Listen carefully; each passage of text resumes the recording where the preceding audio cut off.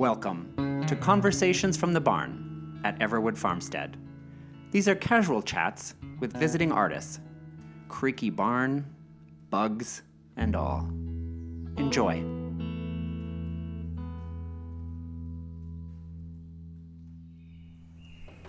Hey, welcome to Conversations from the Barn. Bill and Chris are here. We've got two artists with us, Kurt and Dave, and we'll let them introduce themselves. Hello, my name is Dave Osmundsen. My pronouns are he, him, his, and I'm a playwright from New Jersey, among other things. My name's Kurt Engh. I'm a playwright, he, him, and I am from Wisconsin and Minnesota, so I feel very at home here. Is it a Bloomer kid? Bloomer, born in but Bloomer, for the first Wisconsin. 3 years, and then I moved to the Twin Cities. You can't shake the Scotty. No. Let's be honest. No, I was born here. Born in Eau Claire. Yeah. And so what's it been like being in Wisconsin for the week? Well, I also grew up on a 53-acre hobby farm, and so I feel very at home here. I went on a few runs when I was here, so that was really nice. The famous 5-mile loop. The 5-mile loop. But also, my play is so not a farm in Wisconsin. It's metropolitan gays acting very poorly. And so that was a little bit hard to get into that headspace. But I would listen to music and I would dance and do jumping jacks and just try to pretend I was in that space, and then I could leave it and it was really quiet. And so that was nice. So that's how I got into the headspace of the play. And so you both worked on plays all week? Is that right, predominantly? Yeah, predominantly. I was able to get 50 pages of a new play completed, and I was able to finish a fairly detailed outline of another project I'm working on. I think what I realized with the project with the outline is that I knew it was going to be a play that spanned decades and continents, but it ended up spanning more decades than I anticipated. And I was like, I tried writing it directly in Final Draft, and I was like, nah, I can't. This story is too big. I need direction for this. So that was when the outline came in and really helped. And for the play that I got 50 pages out of, it's also metropolitan gays behaving very badly. And story of my life. And I think for that, I was okay with flying a bit more by the seat of my pants. I think because so much of it is what I'm experiencing emotionally in my life right now. So I want to make sure I have that, I think that raw quality in the writing that I wanted to make sure was in there. And then I can always go back and edit it later. But I feel like a more chaotic process was important for that piece. Yeah. 50 pages. 50 pages, yeah. Do you do any... what does the outlining, what does that mean? Because I haven't seen the outline. Is that just Word document and you're writing out, here's what's going to happen in this play? Pretty much. Okay. I sometimes do free writing where I kind of just write whatever comes to mind, and I treat outlines very similarly, where I kind of just let the story go where it needs to go. And I view outlines more as a guideline rather than what I'm necessarily going to have happen in a play. It's more for me to just have a direction. So the play can still kind of change based on where it goes when you're writing it. Oh yeah. No, nothing is set in stone. Even after I publish, nothing is set in stone. Okay. So. Okay. So you said, so we're both writing plays about metropolitan gays behaving very badly. I'm curious, how does that manifest in your work? Oh my gosh. Well, I'm interested in why I wrote this play is because I feel like there's all these plays about gay birth, people coming out, and there's so much content about coming out and that life and death. There's so many AIDS plays, and we need all of those plays. Or there's plays about gay bashing or something. And there's all of this time in between. And I was looking for what are those plays? And I have found a bunch of plays that are maybe from 10, 20 years ago that are about assimilating. So gay people can get married and gay people can have kids. So there's lots of plays about that. But plays where gays are behaving badly, I don't see many of those. I'm now starting to see more of them, so I feel like this is kind of in the zeitgeist, but that's where my impulse for this play happens. I feel like a part of that comes from, I think around the time that plays like Boys in the Band were coming out, there was a lot of critique of like poor representation of the gays. Yeah. And I think that's a very unnuanced take. I think like people behave badly, get over it. But also, like, I feel like, why do gays need to be the heroes, you know? Yeah, it seems very palatable. There's like the nice gay boy, and we are both writing very, complicated characters. Yeah. I mean, I write a lot of queer and autistic characters because I myself am autistic, and something that I'm kind of going into with my work is autistic people behaving very badly, which is a lot of fun to write because, I mean, obviously, like, no one autistic person's journey is the same, but I think there is like so much effort to make us palatable to quote neurotypical unquote society. I don't believe neurotypical really exists, but for lack of a better term. And I'm like, what if like I, as a writer, just gave the autistic individuals the right to just say like, what the fuck world, you know? Yeah. So I think that's, I like to think that by writing about autistic people behaving badly and queer people behaving badly and queer autistic people behaving badly, I'm giving them the right to just kind of look around and say like, what's up world, you know? Yeah. I'm curious if you both could kind of unpack behaving badly a little bit. I think because there could be just breaking rules, there could be ignoring norms, there could be the freedom of not having shoulds. Yeah. I think for me, behaving badly ties into a theme that's cropping up in a lot of my recent work, which is the right to authentic autistic expression and how that often chafes at what is considered appropriate for society or not. Like I have a play called Bum Bum or This Farce Has Autism that's about 3 autistic performers. One's gonna do a ballet, the other's gonna do like a family-friendly comedy act, the other is a ventriloquist, but like they really want to be like, they want to do burlesque, they want to do like George Carlin-esque comedy, they want to get revenge on their ableist cousin. So it's like, I think for me, behaving badly is being authentic regardless of whether people find you palatable or not. Basically like disregarding palatability entirely and placing authenticity above that at the risk of potentially alienating people who probably didn't have your back to begin with.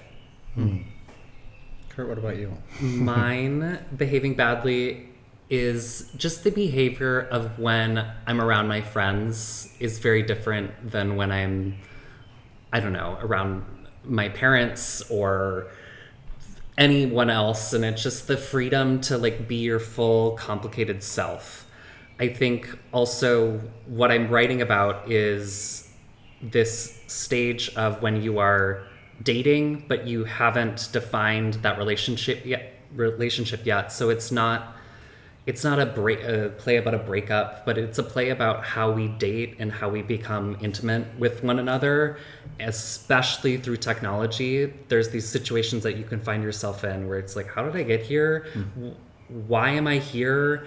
But sometimes those can be like the deepest connections with someone you've just met, and then someone that you've known or you're married to, you're hiding something from them. So it's complicated people rather than, what was the word we were using? Being complicated rather than behaving badly. Yeah. I will say being complicated full people. I will say back in my Grindr days, I met some of my best friends and lovers on that app. So there you go. It's however you use technology, but sometimes technology uses us, and that's, I think, what my characters are trying to do.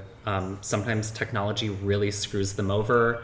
Something was recorded, someone loses their phone, and some of their data gets released, and these kind of things that technology are complicated by, but it's how we use that technology. And also the humanity in technology, too, I think is really interesting, because I feel like there's a conversation going on about, yes, technology is omnipresent in our society, and yet how much agency do humans have in that framework, you know? Yeah. My characters are also sort of how I've been. My outlining is, maybe you saw when you went in the house, but it is covered A work with, of art. It's truly a work of art. It's like flashcards, and then for each flashcard, then I have to journal a page about that, and that's how I like generate what I'm gonna write about, because I can't just go to the page. It'll turn into The Shining. Like I'll just like have like words repeating. There's no plot that happens, so I need to have. You're not a flashcards. dull boy, Kurt. I assure Yes. you. So it's like flashcards, journal, then I can write 3 pages, and then I have to keep doing that. What were you talking about from there? Oh, each character it's about them reaching their boundary, and do they go beyond that boundary that they've set for themselves, or do they retreat from that? And so, like, I'm trying to think of a good example. One of them is having a relationship with someone they're not married to. They're in an open relationship, and they're figuring out how am I married to someone, and does this person become my boyfriend? Are you friends? Like, what are we? And he has to make that decision for himself of like, what does open mean to me? So that's one of them, without giving too much away. Yeah.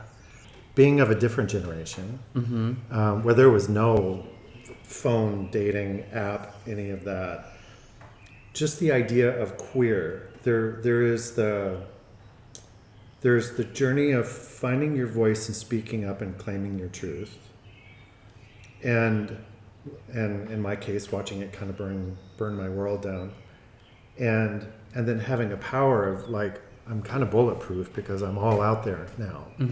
All the shame stuff is out there, so none of it matters anymore. And I think I've heard from several of our friends in their journey of a tension between wanting to be accepted and having some pride in being French. Yes. Being fringe. Yes. Being French. Yep. French. I'm French. Well, Francais. I originally heard French, and then I heard French I think too. you said French. Good. I'm glad to clarify. My last retreat was in France, so There it is. But there is something about, I want to be accepted. We just want to be a couple. And Yep. there's some freedom in that we get to live our whole, like, really live out loud. Yeah. And define it in our way and all the rest of it. And be accepted in society, because this is not the thing that defines us. A lot of things define us. And there is something very attractive about, I don't want to just be integrated into everybody, but I think everybody wants that too. Yes. I am queer, and this puts me in a shadowy edge, and I'm autistic, and this puts me in a shadowy edge, which gives a particular kind of attention. And what happens when we all just get brought into the same equal soup? You know what I mean? I think for me, it's like, I want to be accepted, but only on my own terms. There's that, I guess that lack of compromise. Because, I like to think of myself, I'm generally reserved in a lot of my demeanor, but I'm a very live out loud person in my philosophy. Kurt, you just went, what the? That was kind of fun. You've been staying in a house with me all week, so you probably seen and heard some things you can't unsee and heard. But no, for me, it's like I want to be accepted, but not like that. Yeah. I think what my play is called Only Ugly Guys, and what one of the characters specifically is struggling with is within a marginalized community, there's a hierarchy that's created within it. And so that character is struggling with, wow, all the really hot guys get all the attention. And what if, so that character tries to be uglier and uglier and wears different things. And it's like, if you're going to create this hierarchy, I'm going to be part of it. I'm going to make you not like me. So that character is intentionally being fringe. Yeah. And I struggle with that myself of like, do I want to be liked within the community? Oh, I have to work out more. I have to like wear different clothes. Or do I want to be with like the cool punk kids, or like where do I fit into that? And how do I define that also with technology? People show a different side of themselves online than who they really are in person. Yeah. I think it's interesting that both of the gay plays we've been writing this week both deal with intimacy in a lot of ways, because the play that I'm working on now is about an intergenerational gay relationship that it's really more about sex than anything, and kind of these two characters acting as ships passing in the night in terms of sexual attraction, where one of them is a demisexual who only really experiences sexual feeling when they're emotionally attached to someone, but also wants to tap more into their sexual side because he's like 53. He's been in a relationship for a very long time. He's never really had a lot of those adventures. And this 30-something gay who has had a lot of those adventures, but becomes, I wouldn't say emotionally attached, but rather bonded to this other individual he's been having this sexual relationship with. And the other character is kind of like moving away from that, and how the two of them are navigating that dynamic. Yeah. I think what you're talking about of making or like assimilating or like we're just like everyone else, there seems to be not even in art but also in how people live their lives now too. Like I feel like these things that may be left during AIDS, like open relationships, sex parties, drugs, are like back in a way in the last few years. Maybe it is the pandemic that everyone like lost their minds and they're like, we can do, like, the world's ending. Maybe it's that too. I mean, I think it's also that, a lot of gay folks really didn't have a lot of opportunities to explore their sexuality with other queer people growing up. I was very lucky that I didn't have any in my high school who were out, but I had a few boyfriends whom I did stuff with, for lack of a better term. But like, there's so many other gay people who did not get to have that. And I think when I heard somewhere once that a lot of times gay men specifically will go into a second adolescence, yes, where they are freer to explore that side of themselves. And something I've been finding really beautiful about the queer community is this whole, like, we are allowed to be like, if not sexually intimate, like physically intimate. Like, you can go to like the movies or the theater with a friend, just like hold their hand, and it won't necessarily mean anything, but just that physical touch and that intimacy, I think, is really important as a way of saying, I'm here for you, Mm-hmm. Yeah. Kurt, I'm so curious about your play now, and that you've titled it.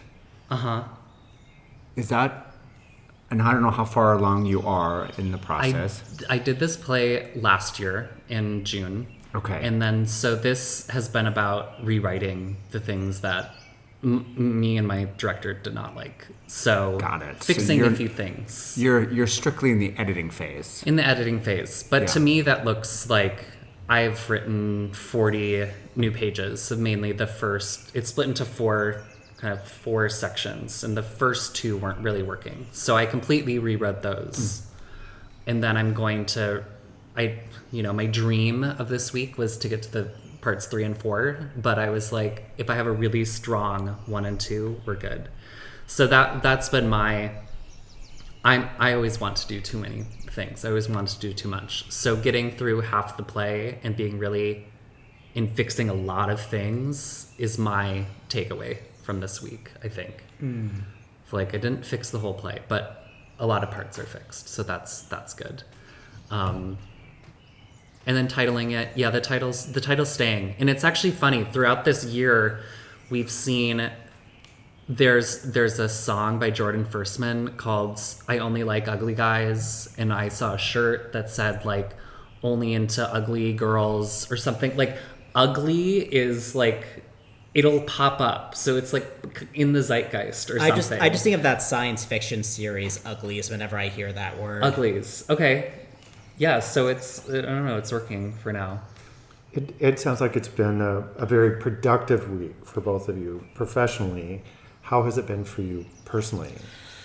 It's been emotional. So this week, I reread Wild by Cheryl Strayed because the outline for the play the play I did the outline of is about like vacations and why we travel. And right before I left for this retreat, I don't know why, I just grabbed Wild from my shelf because I just felt like I was in the mood to read it. And it kind of allowed me a space to grieve my dad who passed last year. And as a result, some parts of that book really hit me in a new way, but also rereading that book kind of allowed me to contextualize just how chaotic the artist's experience and the artist's journey is. Because if you read that book, Cheryl Strayed like goes onto the PCT like not very well prepared at all, and she recounts so beautifully a lot of her misadventures during that hike. And it made me think a lot about how my journey as an artist in the theater industry has not been linear. There have been a lot of unexpected turns and unexpected acts of grace, and sometimes, as in the case of Wild, like record-breaking snowfall that I have to maneuver around so that I don't get killed. But I think for me, it's also been very restful because I was experiencing a lot of burnout before this trip. So I think having the space to just read a book and work and just kind of have, Chris, coined this term time sovereignty, I think was really, really important. Yeah. I think the interesting thing about theater and being a playwright is it's actually like the writing part of it is so little of what we do. It's so much producing, and both of us have cast actors and getting contracts and talking with the venues. It's so much more producing. And so I have not written a new page other than a few like 10-minute plays that I do, but I haven't written pages like this in over a year. And so that's been my journey with this, is just pausing all that producing stuff and all the emails and all the part-time and freelance jobs that we have to have as artists. So that has been huge. And developing this crazy system of the flashcards and the journal and the writing, but at least I have a system. Like I did not have a writing system when I came here to know, oh, this is how I have pages. So that has been my biggest lesson, is having a system, even if it does take up an entire kitchen table. Dining room table. Half of it. 3/4 of it, but The whole flashcard, like your process has started here. A new process. Yes. Fascinating. Because, well, we were talking before we started recording about the Tuesday kind of turn, was I just had to intuitively figure out, because I knew just starting on a blank piece of paper was not going to work, or starting with the script that I had, it wasn't going to work. And so it may also be, I come from my entire family is software engineers, and so they have a system. My dad is measure twice, cut once. And so I think that's also my process to writing. It's like, I need to know the direction I'm going in, because I can't just go woo-woo, like start being an artist. I need to like have a thing that I'm going on. So that's where I think it comes from. I also make tons of lists and to know what I'm doing in a day. So it was just like a natural kind of progression for that. But that was my biggest takeaway. Yeah. How did How did nature support your work this week? Goats, bees. In writing plays about Country metropolitan roads. gays behaving That's right. badly. I mean, it's always good to have distance from metropolitan gays behaving badly when you're writing about metropolitan gays behaving badly. Although goats are a good model, frankly. Yes.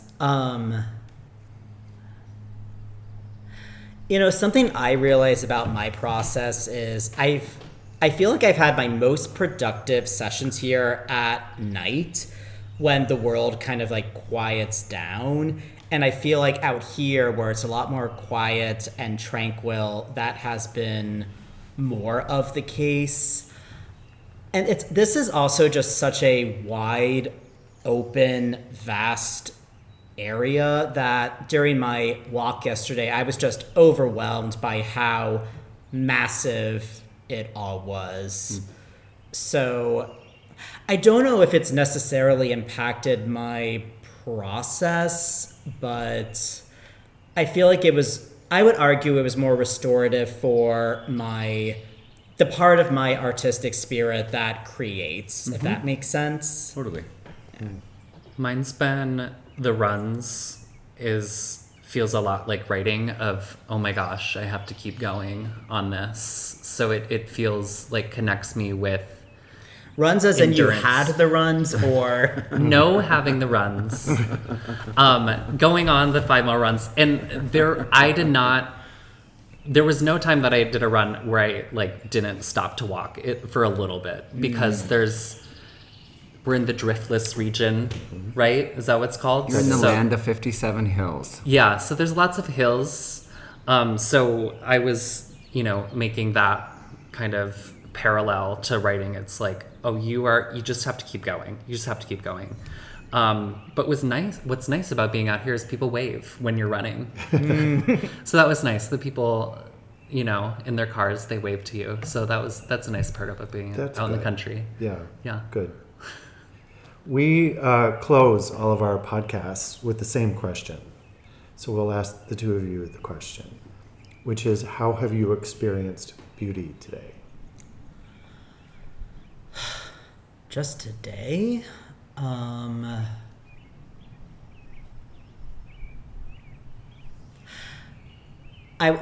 was admittedly on Instagram earlier, and I saw a friend's story that had this song on it that was just a bop. So I bought it from iTunes and I downloaded it, and I kind of had a mini dance party for myself in my office to that song because I felt like it kind of tied in with my two-hander gay play. So I think, and just imagining that party scene in a really beautiful way.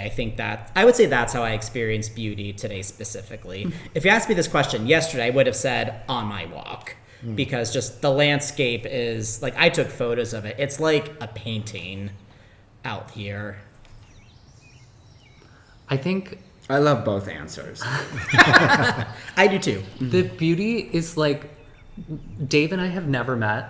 I mean, we had a Zoom call before. We had a Zoom call. But we have been so in tune with each other's schedule and time and space, and that is beautiful. Now we're gonna make burgers, So Yes.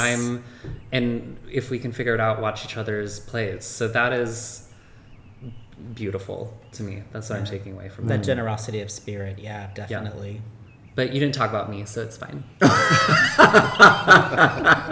Well, darling, I barely know you. I've only been living with you for a week. Christopher has nailed the pairings so far this year. He really has been 5 for 5, or maybe Great. 6 for 6. I can't remember where we're at right now, but I can't remember either. in a system that's fairly simple, with very few questions, he has put together some amazing pairings. So I'm thrilled. Yes. We're both thrilled Yeah. to hear you, even though Davey said nothing nice about Kurt, but I'm kidding. You still have time. But you to- still do. You can write him a little post-it later. I mean, I Put it on you his don't have to say flashcards. it. Put a post-it on one of his flashcards. I mean, I will. I Now that I've been like forced into it. No, I will say though, like I actually really, I agree with how in tune we have been, because it's not easy cohabitating with other artists a lot of the time. No. I also really I admire your, Cooking. Yes, your cooking has been great and super helpful. But I was actually going to say your flashcards. Oh. Because because that's really making me rethink my process. Because for the play I outlined, I'm like, I could really use flashcards for this. Like, I literally thought to myself, I could use some of the Kurt Engh method and just flashcard it all away. I have to see everything out on the table. So Yeah. That helps. Yeah. I love flashcards. I buy the all white, no lined boxes of them at a time. Yeah. I love working that way. I also am reminded of Joan Rivers just had a wall of all of her jokes. Her jokes. And so all my plays are comedies too. And so it's not just I need to fit in jokes on each page too. So I'm writing jokes for each of them. And then in the outline, I'm like, oh, this joke goes here and this joke goes here and this. So that's where the flashcards also help with all of that. Joan. The beauty of a system and a process. I have no system except my fingers. Boy, that's not any dirtier. That's working. Let's end on that right there. Thank you both. Thank for you. being here. Thank you for having this conversation.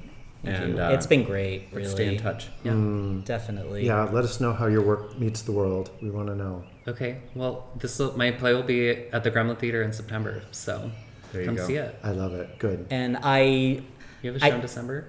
I do. I also have a show in August in New York City. My brother Jake is part of the Rogue Theatre Festival on August 8th at 7:30. And I do have a show coming up in December, but I can't give the details of it quite yet. Oh, okay. So Ooh.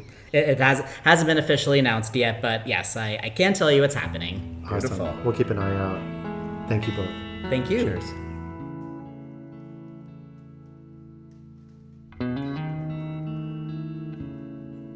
Thanks for listening to Conversations from the Barn at Everwood Farmstead. Our theme music is provided by John Mark Nelson. Wishing you all good health.